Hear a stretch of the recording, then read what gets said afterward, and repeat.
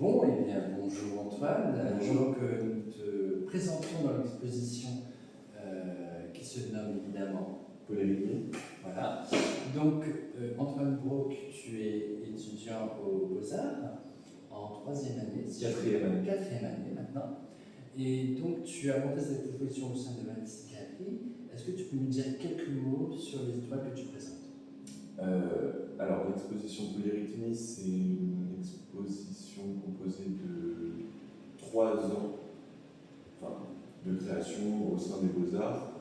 Il y a 19 toiles qui ont été réalisées au cours de mon cursus. Donc, Polérythmie, c'est aussi pour ça que j'ai choisi ce titre, puisqu'elles sont étalées sur une temporalité assez vaste, notamment dans le contexte d'études. Et elles sont toutes sous les mêmes interrogations picturales. Certaines sont plus ou moins pleines, anciennes, et toutes parlent de ce que j'appelle moi des chimères. Alors, les chimères, ça correspond à quoi chez toi? La chimère d'Antoine. J'emprunte le terme de chimère parce que originellement c'est quelque chose hérité de l'ordre du bestiaire et donc cette série de peintures elle naît de ça. Elle naît de bestiaires fantasques que moi je vais retirer de la peinture elle-même et qui ensuite au fur et à mesure va décanter un geste pictural qui va peut-être se radicaliser dans des peintures plus ou moins évidées, où je vais chercher dans le territoire de la peinture l'émergence d'une forme par le repentir, par l'aléa, par des recouvrements. Pas comprendre la chimère comme une fusion, comme l'évocation elle-même, mais plutôt comme une recherche fondamentale de plein de vide, de repenti. Exactement. En fait, chez moi, ça s'évoque par une forme qui est plus que liminale en fait, et qui frise à la fois l'abstraction et la figuration. J'y glisse, j'y dissémine des choses qui sont ultra concrètes, des perleries, des morceaux anatomiques, des choses morcelées que je réassemble. Donc il y a quand même une forme de fusion dans la peinture, mais c'est aussi la fusion de la peinture elle-même. Alors quand tu dis la peinture elle-même, est-ce que c'est la technique ou c'est des anciens grands maîtres par exemple? Plutôt ni l'un ni l'autre. Moi je vais chercher des... Je suis très irrigué par des imaginaires comme Max Ernst, qui lui va danser des calcomanies, chercher par la forme, que dit la forme de la forme, et comment cette forme se transcende et évoque ou montre des territoires de peinture qui sont plus de l'ordre de l'imaginaire et de quelque chose de plus grand. C'est aussi pour ça que mes tableaux, pour la plupart, sont des formats relativement lents, puisque j'aime quand même me dire que ce sont des fenêtres d'un tout plus grand qui communiquent les uns aux autres. Elles sont faites parfois en même temps, parfois sur des durées assez longues. Il y a un temps de cette réflexion de qu'est-ce que la peinture peut provoquer par elle-même. Justement, je voulais vous dire par rapport à ce que tu dis. Donc, est-ce que tu te laisses plus porter par la peinture et les formes qui surgissent, ou est-ce que dès le début, tu puises dans ton univers onirique pour créer tes peintures? C'est une forme d'aller-retour. Il y a des temporalités différentes dans l'acte de peindre chez moi. Il y a le tout premier qui est évidemment le premier jet qui peut être violent ou non, rythmé ou non, vide ou plein, en fonction. Et c'est là où intervient par exemple des premiers accidents, des premières traces que moi je vais examiner. Et ensuite je peux passer par le découpage de la toile elle-même que je vais recadrer, le dessin parfois qui intervient toujours au milieu de processus. C'est pour ça que j'aime dire quand même que mon procédé est assez et non linéaire. C'est que je ne vais pas chercher à calquer une forme préétablie, parce que ça ne m'intéresse pas. Très bien. Dans la peinture, de chercher une forme préconstruite, pourquoi ne pas faire exister ça comme un dessin, tout simplement. Mais dans ces rythmes multiples, Voilà. c'est là où on se construit la peinture, dans des temps assez longs. Alors, par exemple, justement, sur cette peinture est apparue une genre de perle. Oui. Alors, que signifie cette perle pour toi? Est-ce que c'est un accident que tu as transformé en perle, ou est-ce que tu t'es dit, je vais dessiner une perle? La perle, c'est un motif récurrent chez moi, dans ma peinture, parce que c'est un motif qui relève presque de l'obsessionnel et que je peux décliner. Tu en portes aujourd'hui. D'où ça, je ne sais pas si c'est.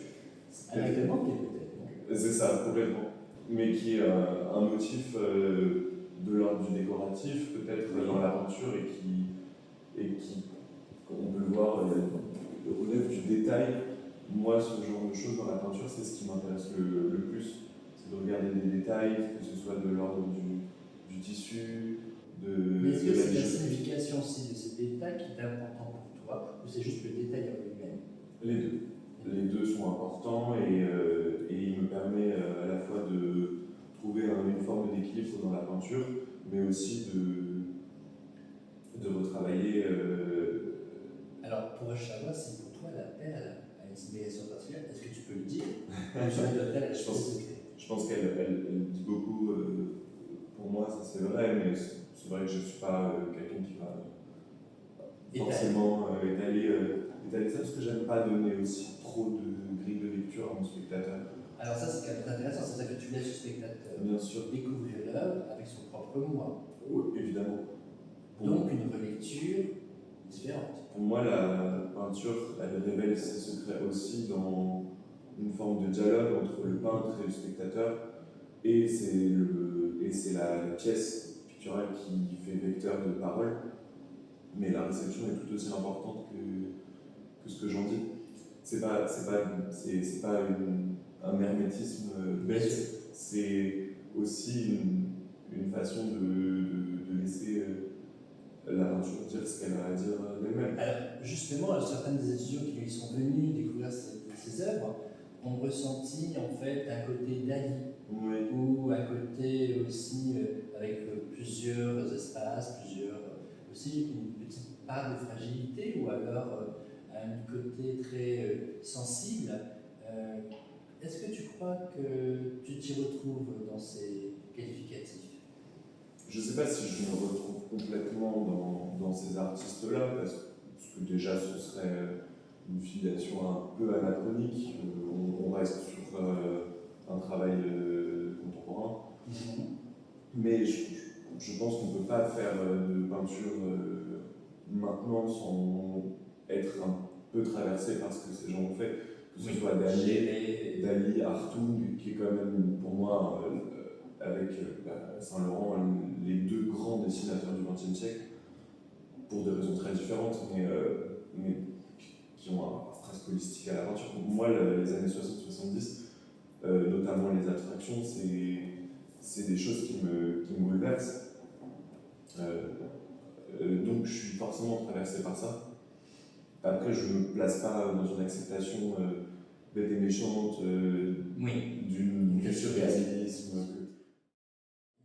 C'est clair que toutes les personnes qui ont vu tes œuvres ont senti des sentiments, des sensations, du lyrisme. Alors, j'oserais dire, est-ce qu'on pourrait, même si c'est un peu surprenant de dire ça, est-ce que tu te sentirais proche du mouvement d'abstraction lyrique? Oui,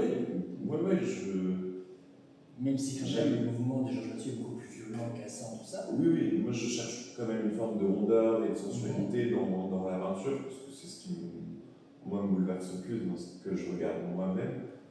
Donc voilà. Une peinture émotionnelle tout de même. En premier lieu, d'abord pour moi la peinture est importante dans sa plasticité. Après, le sens est là de fait, mais c'est avant tout ça que je cherche.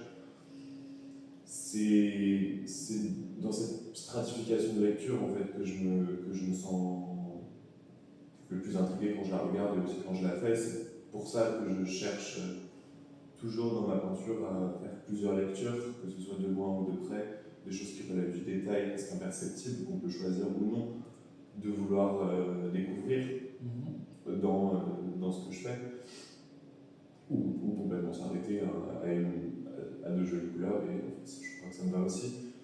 Et justement, tu parles de stratification. Dans ton travail, il y a plusieurs médias. Qu'est-ce que tu peux nous dire sur toutes les techniques que tu utilises dans ta peinture? Il n'y a pas que de l'acrylique ou de l'huile. J'aime m'amuser quand je travaille, donc je cherche quand même beaucoup dans l'espace de l'atelier. C'est un terrain de jeu un peu que je réserve à des expériences, comme tout artiste bien sûr, mais où je vais directement travailler sur des prototypes et ensuite pour les grands formats les appliquer. Par exemple, moi je travaille énormément avec des caches au latex qui forment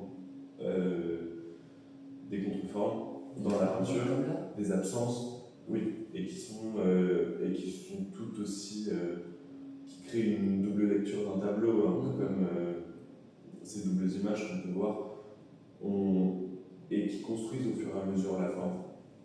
Et ensuite, évidemment, je travaille avec des techniques d'huile comme le glacis, il y a de la technicité, c'est important dans mon travail, mais elle se nourrit d'elle-même.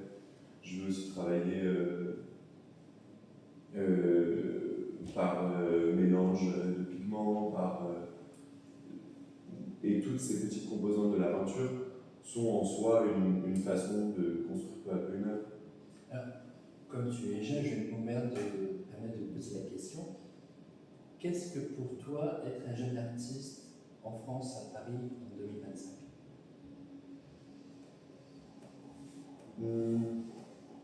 Qu'est-ce que c'est qu'être un jeune artiste? C'est avant tout créer et proposer quelque chose. Moi, ce qui me plaît le plus, c'est pas tant une esthétique particulière ou quelque chose de.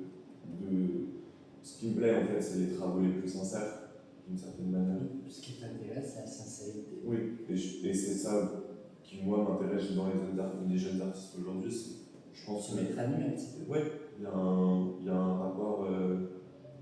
Dans ce qu'on voit, en tout cas dans les écoles, dans l'art émergent, on voit quand même une volonté de montrer des choses. Alors, ce qui est intéressant, c'est qu'on te sent très pudique, et en même temps, cette volonté de mettre à nu une partie de ton toit, c'est intéressant, non? Je ne sais pas si c'est si pudique que de créer. Non, justement, c'est pas très pudique de créer. Et en même temps, tu ne veux pas expliquer tout. Donc, cette dichotomie est intéressante. Ouais, c'est vrai. Non, peut-être. Je ne sais pas si je suis si pudique que ça. Je trouve que ma peinture est déjà très grandiloquente. Alors, comment, justement, en tant que créateur, tu perçois les remarques de certaines personnes qui vont dire, peut-être à tort ou à raison, pointer certains faits dans ton travail qui vont faire redondance ou résonance à ton propre toi? Est-ce que ça te perturbe? Est-ce que ça te surprend? Est-ce que ça te blesse quelquefois?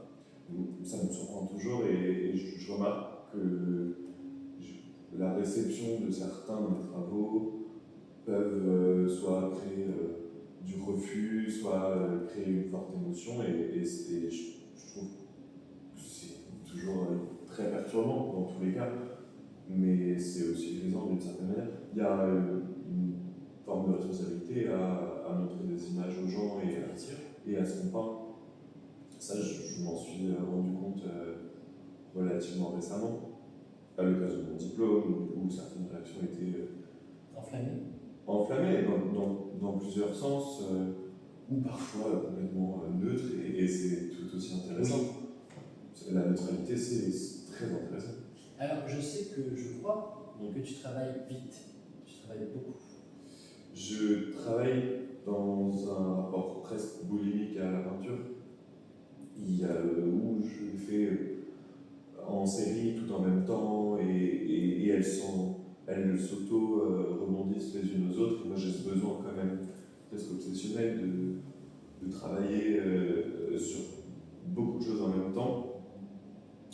Ceci étant dit, ça c'est une temporalité de la création, parce que beaucoup de temps est réservé à l'observation et à la réflexion, étant donné que je cherche une forme qui crée un équilibre, et parfois dans mes travaux, l'une ou l'autre peut complètement casser un rythme ou une composition.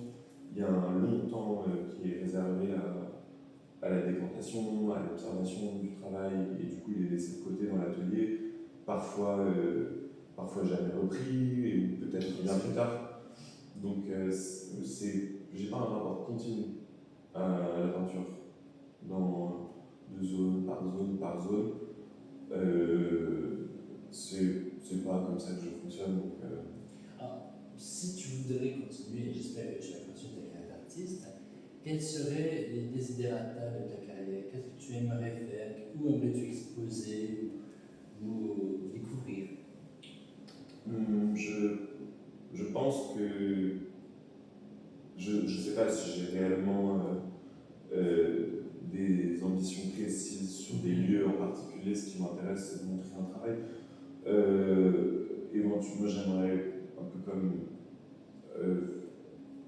comme on peut l'observer dans des livres de Fernand Léger, quand il relate ses pensées sur la peinture. À terme, j'aimerais quand même montrer des peintures dites murales ou in situ, habiller des lieux en collaboration avec des architectures, des choses peut-être plus pérennes, et qui descendent d'une certaine manière dans la rue ou dans des espaces plus publics, parce que je trouve ça important de peut-être sortir de cette peinture-là. Toujours évidemment continuer, sinon je travaille aussi sur des objets de bijouterie en ce moment, que j'aimerais réaliser, des bijoux d'artistes, et une série de suspensions en béton, des choses très différentes. Oui, et la peinture est un fil rouge, mais j'ai toujours essayé de travailler sur d'autres façons d'amener d'autres perspectives et bien sûr, en utilisant d'autres médias. Et en ce moment, c'est ça qui m'intéresse. Le mural aussi me tente bien, parce que quand on fait de la monumentalité en peinture, c'est important de savoir à qui on veut s'adresser aussi, et comment se déploie un travail dans un espace. Si tu devais parler à ton toi qui avait 12 ans, que lui dirais-tu? Je ne sais pas. Je dirais que c'est déjà pas mal, mais qu'il faut continuer. Il faut continuer. Bien sûr. Est-ce qu'un artiste, selon toi, arrive au bout de son chemin? Quand est-ce qu'il sait qu'il est arrivé? Quand il est mort. Enfin, non mais la retraite pour un artiste, ça n'existe pas. C'est pas en décidant qu'on arrête que les questions ne traversent plus. C'est pas parce que des gens font des pauses qu'ils n'en sont pas moins des artistes. Ou je pense pas que ce soit une discipline qui mène à un arrêt ou à une finalité. Puisqu'une question en entraîne une autre, et qu'une peinture une suivante, et qu'une expo une autre, ou pas. Mais dans la réflexion, évidemment,